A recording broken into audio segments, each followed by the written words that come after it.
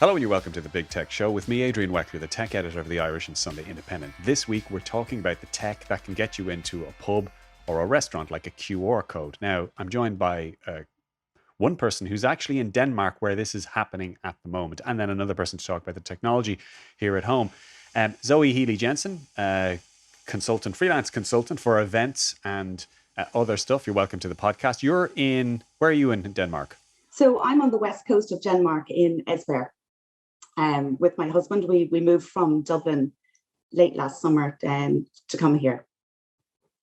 And how does it work over there? How can you get into a pub or a restaurant? Do you have a smartphone app? How does it work? Yeah. So, well, first of all, like we were actually in a pub last night watching football.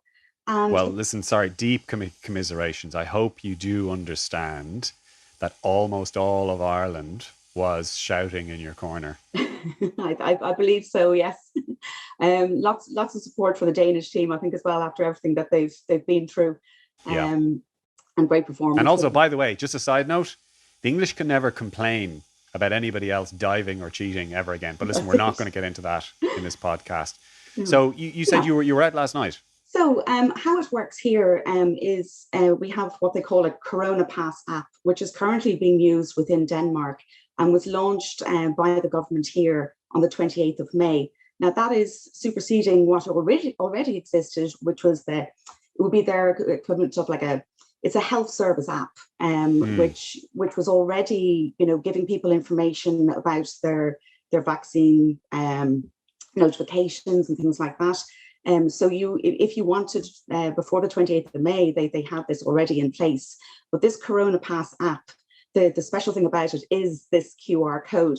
So when we, arrive at the door of the pub last night, there's a guy and we just literally show the app, the QR code. Now, it doesn't say whether or not I'm vaccinated or whether or not I've had a test in the last 72 hours. The antigen tests are everywhere here. Or indeed, if I've recovered from COVID, it just shows that doorman that I am, I'm good to go. So they don't actually have your personal information in that way either. So they don't know why you're good to go. It could be that you've taken an antigen test. It could be that you're recovered from COVID. It could be that you're vaccinated. Exactly. It's just that this code verifies that green light status. Exactly. And what they have also introduced is, it shows the time. The time kind of flickers across at the bottom, so it can't be screenshot and then used by somebody else. That's interesting. Yeah. So it kind of, it's kind of like a rainbow colors going across it. So it's impossible to cheat. And, for me, every time I open that app and want to see my QR code, or indeed it shows me my latest vaccinations if I've had a test. So I can, if anyone wanted, but they don't ask for that. But I need to put my fingerprint or indeed a passcode, a PIN number to open it up every time. So it can't be, shared around and things like that, which is fantastic. And everyone is using it. And I think that there has been maybe a little bit of, resistance to the hour, people thinking that maybe older people in Ireland aren't going to use it. Everybody here is using it in Denmark. And they have had, an online health system and access to your information for many years already. So it's nothing new to them here. I mean, it's kind of fascinating because we're talking about it here in Ireland. Yeah. The technology is broadly similar to what you're describing, but we haven't figured out a system yet here as to how it might work. And we're kind of all at sixes and sevens. The usual Irish thing of, we could never get this to work, or, our parents or our grandparents, won't be able to use smartphones, which I personally, whatever the objections to doing this, I think that to me is a kind of a bogus one. The idea that older people can't hack getting used to a new feature on a smartphone, I think is kind of an outdated argument. But it works fine over there. Absolutely. And, people have, taken to it no problem at all. And also, I mean, anything that comes from the government arrives by email and has done for many years. And there's this thing called an e-box, which people actually have to opt out of if they want to receive things by post. So people in, the first kind of round of people, the older generation being vaccinated here, were getting notifications, and they go in order to read those things. Again, you need your fingerprint or your passcode. It's called a NEMI day, which everybody in Denmark has. I actually had to apply for residency here in order for me to register and receive the vaccine, which, you have to jump through a few hoops and, prove, you have enough, to get by here and things like that. But once you have that, it just all opened up to me. The week that I got this, it's all connected with your PPS number as well. So once I had that, their equivalent of a PPS number, I automatically received an invitation to get the vaccine. Got my NEMI day, all of these things. So I'm good to go, And just to clarify, when you're showing this at the door, do you also have to show ID as well? No. No. Okay. When they first, before the Corona Pass app, when they had the other one, which they started using when indoor dining opened up again on the 21st of April, they were using the original app, which they actually people were supposed to check in pubs, restaurants, and hair salons, but they never really did. So I guess, because one thing that immediately occurs to me is, is it possible that the Danes are more honest than Irish people might be in terms of the honor system, or in terms of turning up with something that they say is real? I don't know if it's about honesty. I think it might be about you're married to a Dane, right? I am. But I think it's probably more that they are used to provide, everything is connected with this magic number, this PPS style number, and your NEMI day. So the likelihood of anyone trying to chance their arm would just, they just wouldn't. I think maybe they just wouldn't. And that it's not a novelty. So there isn't, hey, we can use this to get into the pub. They're so used to having everything done online here. If you want to buy a house, sell a house, you use your fingerprint and swipe. If you want to get a divorce, you literally just use your fingerprint to do it. That kind of sounds dystopian as well as impressive. Yes, I know. It might appear a little bit like that, but it is seamless. The whole system is just working.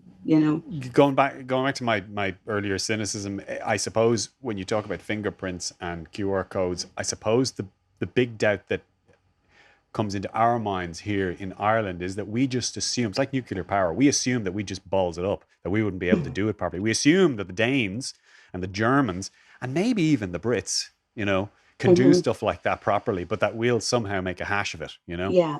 And, I don't know what they've been working on behind the scenes in Ireland, but, this was ready to go like in February when Parliament decided to produce this app. And the big thing about it here as well is that, it's already good for EU travel. So I can just change the app, for travel within Denmark, and then I can switch it over for international. We drove down to Germany there just about 2 weeks ago and arrived in the hotel and showed the QR code to show that I was good to go and enter the hotel.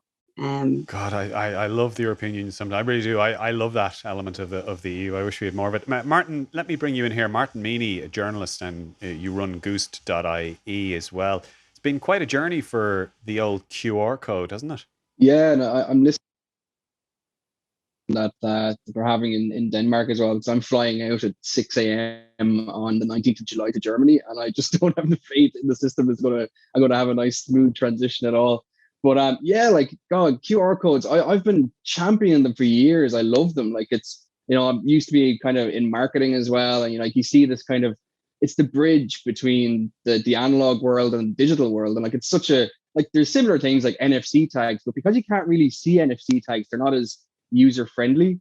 So with a QR code and people know barcodes, it's not as much of a leap for people. But they're still they're just really slow to adopt them. And I can't blame people. Well, you remember when QR codes were introduced, because I do, and I remember the marketing community really jumped on and thought this was going to be the next big thing, and there was too much exuberance. And I remember, for example, advertisers for soup and bread putting QR codes on buses as they flew by, and at that time your phone couldn't recognize it through the camera app. You had to have a QR reader, and brands really did think that people were going to take their phone out and try to time it with a bus going by, and it was mocked actually. Yeah, there's a great video on YouTube. Every time you create a QR code, you kill a kitten or something like that. And it's a great video about this exact idea of they're in the stupidest places. And like, I think that the biggest false dawn for me that surprised me was in 2017, I think, when iPhone started supporting them in the camera by default. And I was like, oh, this is it. This is their moment. This has to be it. And it still didn't really happen. And like, it's really the pandemic that's making them have, I'm calling this their last stand. It's either now or never. Well, one of the big things is restaurants, and you see this everywhere in every country. And I've started to see it around the area that I live. Pub restaurants putting giant QR codes outside for their outdoor dining areas. And the idea, of course, is you just point your phone camera at it, and you get the menu. That is the single thing, maybe together with pub passes, that will actually cement the QR code's future here over the next year or two. Yeah, I think it has to be. But I think the two experiences I've had with that so far, there's a lovely Italian restaurant in Dublin called Sprezzatura, and that was like, where it was like everywhere has QR codes now. Like I just sat down randomly, I was like, there it is. But I actually went to a bar recently and I saw there's a QR code on the table, and the first thing I did was turn around and say, can I order a drink? And I was like, why am I not eating my own dog food? I'm not doing it. And it's because the other side of it is, while I'm willing to do it, you might still find that the bar or the restaurant, or it still might, like even that time in Sprezzatura, the menu is there, but I couldn't actually see what anything cost. So I was like, I still need to ask something. So it's still the imperfect solution. And one of the other criticisms of QR codes, I suppose, is the way they're implemented. I've seen some versions of it where it brings you to a PDF page, or brings you to 5 or 6 or 7 different full-size PDF pages of each page of the menu, and you then have to start zooming in on the fonts.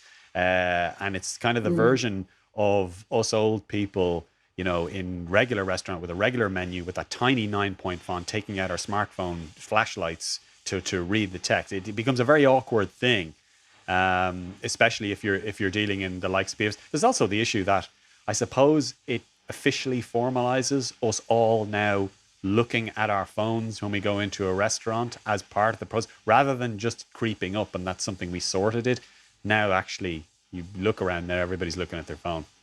Yeah, it's becoming unavoidable. And I guess like it's like that time in Sprezzatura. It's kind of inelegant. Yeah, no, it is. It definitely is. And I think that the thing to remember is that these businesses have been like flustered completely. They're scrambling to kind of survive in a digital world. They're still not digital specialists. They're still don't have people who tell them like, oh, if it loads as a PDF, that's not going to be very good for your customers. So it's very hard for them, I guess, to like they see other businesses with QR codes and go, oh, that's what I need, but they don't understand the journey yet that they need to give to their customers. Yeah. And another motivation, by the way, to get one of the larger smartphones. I can see that becoming an issue. So just in general, what's it like? I was going to say over in the mainland, over in Denmark, over in Europe, in terms of the atmosphere toward COVID and moving around and shopping. Like once you go into the pub, is there any distancing? Are people kind of relaxed? No. So they actually scrapped masks here about 3 weeks ago. So the only time you wear a mask is if you're standing up on public transport. But they only introduced masks here last year at the end of October. And they had 1 meter distance. They introduced 2 meters in January. That they closed stuff down. So they were actually very concerned. Like up until I'd say December, they were actually, it seemed to be quite relaxed here. Then they closed dining and retail in December. It only opened up there, indoor dining, in 21st of April. But just in general, I feel that it hasn't been as difficult here as it has been in Ireland, for example. There's never been any restrictions on where you could go. It was only ever a recommendation that you would maybe be no more than 10 people at home. So they've never restricted people's movements. I wonder why that is. I mean, I mentioned kind of sarcastically the difference in cultural attitudes, but is it that the Danes are more like the Swedes, who had this fairly radical herd immunity theory at the beginning of the pandemic?